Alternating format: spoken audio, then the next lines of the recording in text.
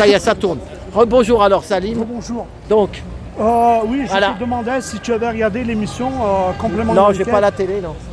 Bon, je l'ai regardé avec attention et mon analyse et ce que moi j'en pense, c'était une émission chargée par À charge, voilà. pour Mediapart, qui est la caisse de résonance de la haine et de la division, comme tous les autres médias.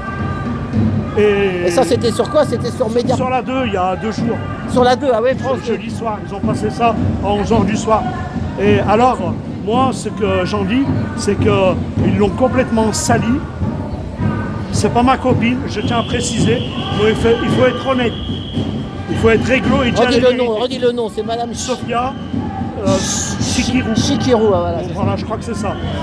Et quand elle est dans la France Insoumise, là, c'est voilà. ça. Et elle s'est occupée de toute la communication de la France Insoumise. Et ils l'ont tiré dessus, quoi. Elle était rien. Et une fois qu'elle a fait un super travail, de la France Insoumise, elle a fait un véritable parti politique digne de ce nom, qui en est devenu le deuxième parti de France. Ils ont, au présidentiel, au législatif, ils ont décroché le jackpot financier. Et une fois qu'ils ont toute cette manne financière, ils veulent dégager Madame Chikirou pour faire le ménage. Ils l'ont prise pour une... moi je lui dis cash, la France Insoumise. Je ne suis pas tendre avec eux. Pour moi, c'est un parti politique qui pratique de la discrimination. C'est un parti politique raciste. C'est pas parce qu'il y a des Maghrébins et des Blacks. Pour moi, c'est des beurs de service et des Maghrébins de service. Je le dis cash. Je le dis. Qui porte plainte contre moi? Qui porte plainte? Moi qui porte plainte. Tu sais quoi, tout à l'heure, j'étais à la manif de Philippot. Il y en a qui ont dit que Philippot, il avait 240 millions de fortune. C'est possible. En ce moment, ça se tire dans les pattes. Non, c'est bon, enfin, vas-y. Philippot, ça se tire dans les pattes. Tu vois, franchement, pendant des années, il a croqué avec le RN. Et là, il se retrouve, il y a plein de tartempions qui vont le rejoindre. Avec des manifestants, ils sont 30 000. Et nous qui ne sommes pas engagés, qui avons que du citoyen, on n'a aucun parti politique derrière nous, on se retrouve quelques pélos. C'est pas normal.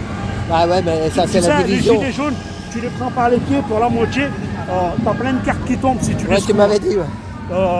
C'est LR, c'est les écolos, c'est la France Insoumise, c'est Philippot, c'est RN, c'est tout ça.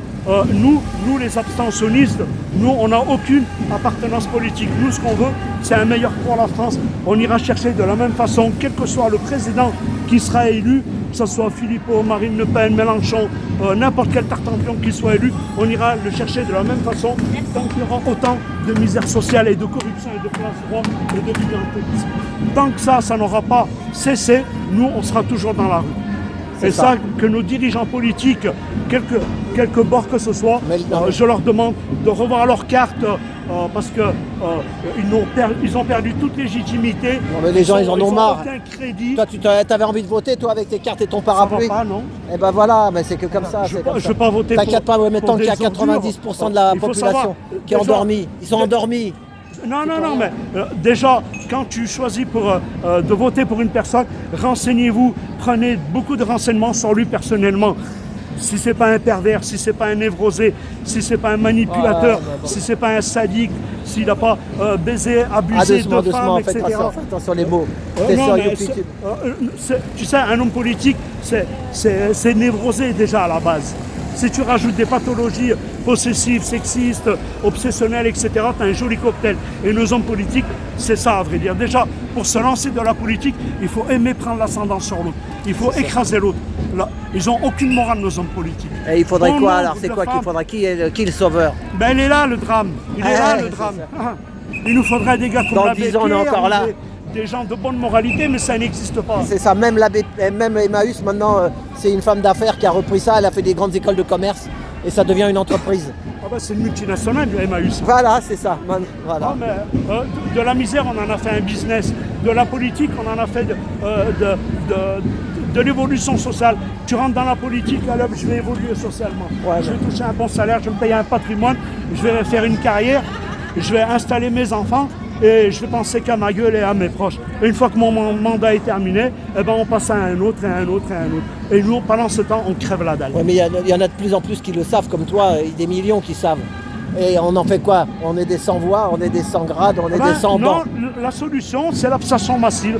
Parce que moi, l'objectif, c'est d'avoir le plus grand abstention massive possible, surtout aux européennes, pour montrer, et on va dénoncer ça, parce que quand il va y avoir les européennes, on va leur mettre une calotte.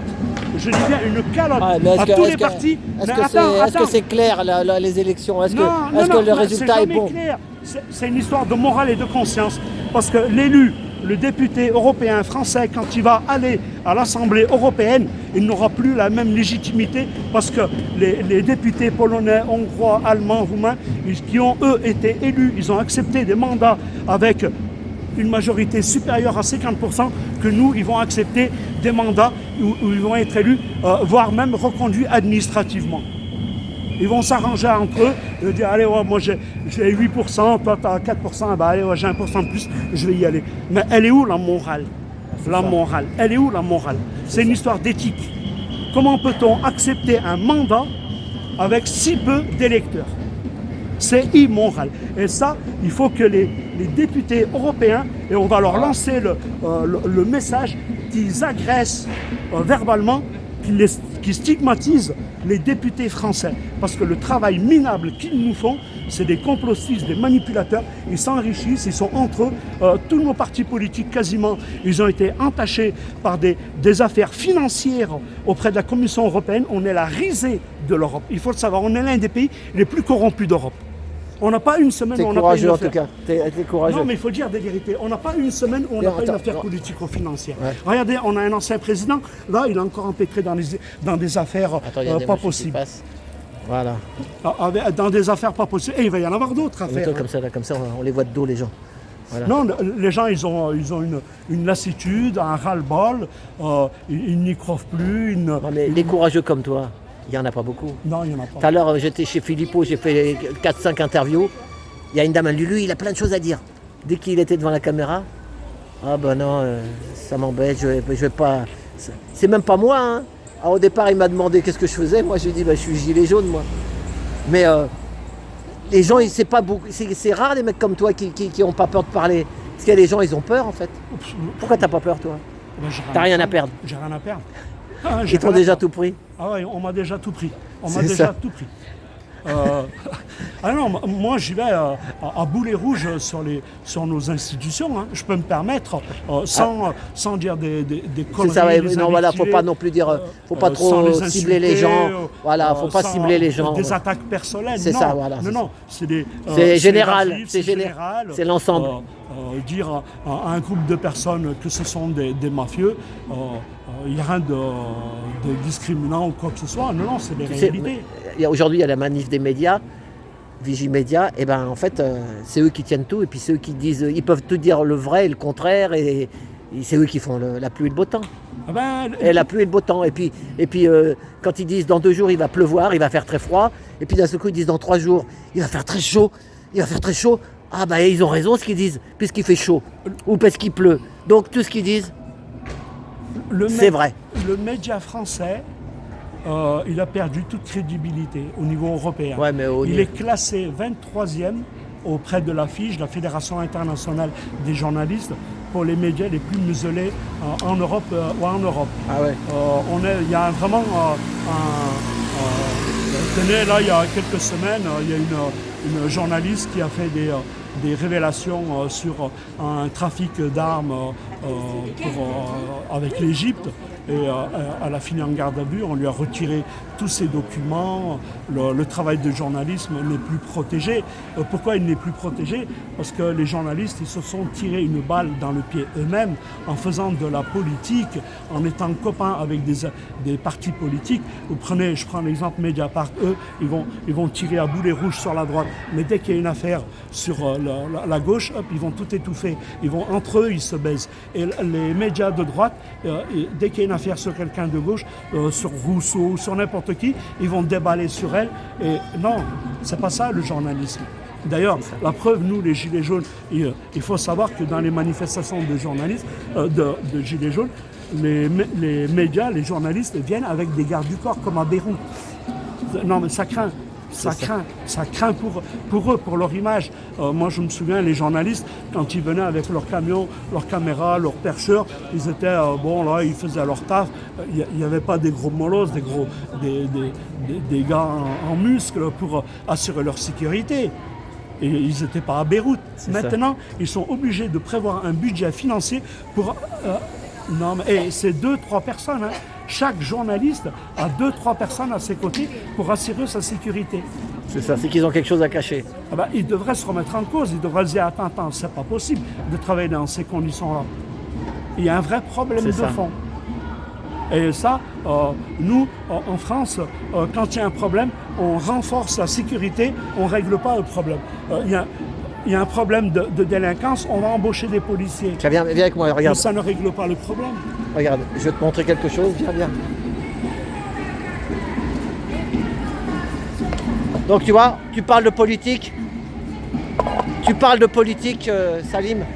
Donc comme tu parlais de politique, tu vois, viens. Regarde, lis ça. Ah, Jean Jaurès. Voilà, tu vois, un homme politique qui parle aux madames. I am sorry. Alors Jaurès, il doit se retourner dans sa tombe. Tu sais pourquoi ils l'ont flingué? Quelle année ils l'ont flingué? Regarde, en 1914, par rapport à la guerre de 14. Il voulait pas faire la guerre. Voilà, quand tu veux pas faire la guerre, et viens voir, la chaise elle est là, il s'est fait flinguer là.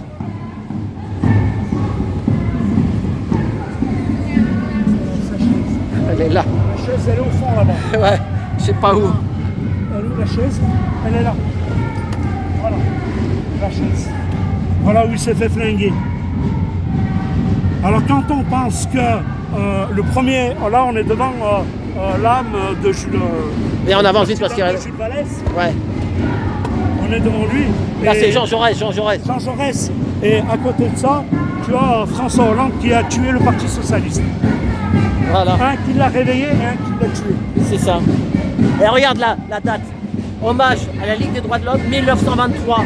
Et on est 2023, il y a 100 ans. 100 ans exactement, c'est l'anniversaire. Ouais, il y a 100 ans. Voilà, donc tu vois, c'est pas facile la politique. Et il y en a, ils ont peut-être peur aussi d'ouvrir leur tronche. Ils disent, j'ai pas envie de me retrouver oxy. C'est ça. Il doit se retourner dans sa tombe. Hein. Mais le pauvre il est mort. Il est devenu le Parti Socialiste. Ouais, mais si tu l'ouvres de trop, tu peux te faire... tu te retrouves oxy, on dit. Alors il y en a, c'est la punaise de lit, mais il y en a d'autres, c'est la bastos. Alors t'as choix. En tout cas, il est joli ton petit pull là, il te va bien. Hein. Merci. Ton gilet là, hein. Ça fait plaisir. C'est chaud, pur coton. Ah bah super. Bah voilà, donc... Et qu'est-ce que tu penses des punaises, là, l'histoire des punaises? Les punaises?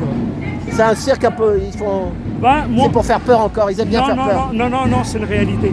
Ah ouais? Ah ouais, c'est vrai. C'est un véritable traumatisme. Tu sais, moi je viens du Puy-en-Velay, et au Puy-en-Velay, sur le chemin de Saint-Jacques-de-Compostelle, les Parisiens qui font... Il y a des auberges, tout ça, ouais. Ils ont envahi les chemins de Saint-Jacques-de-Compostelle. Ouais. Les Parisiens, en faisant leur pèlerinage, leur marche jusqu'à Saint-Jacques-de-Compostelle, pour beaucoup sont partis du Puy-en-Velay, et sur tout le chemin jusqu'en Espagne, c'est envahi de punaises. La punaise de lit, c'est un véritable fléau. C'est un traumatisme pour les gens. Mais bon, c'est ça la mondialisation. Hein. On parle des punaises de lit, mais avant ça, il y a eu les écrevisses, il y a eu les tortues, il y a eu les cafards, les blattes américaines. Quand un bateau, un avion arrive avec des passagers, des colis, des conteneurs, ceux-là sont infectés les bateaux de moules, de crevettes, qui ne sont pas... Il y a même des moustiques, ils ont apporté des moustiques qui viennent d'ailleurs. Hein. Là, tu sais, le frelon asiatique. Il paraît qu'il est venu avec les bateaux. Hein. Le moustique tigre. Tout ça, c'est lié à la mondialisation. Moi qui voyageais beaucoup, je prenais beaucoup l'avion à l'époque, c'était minimum 5 heures, voire 10 heures d'avion.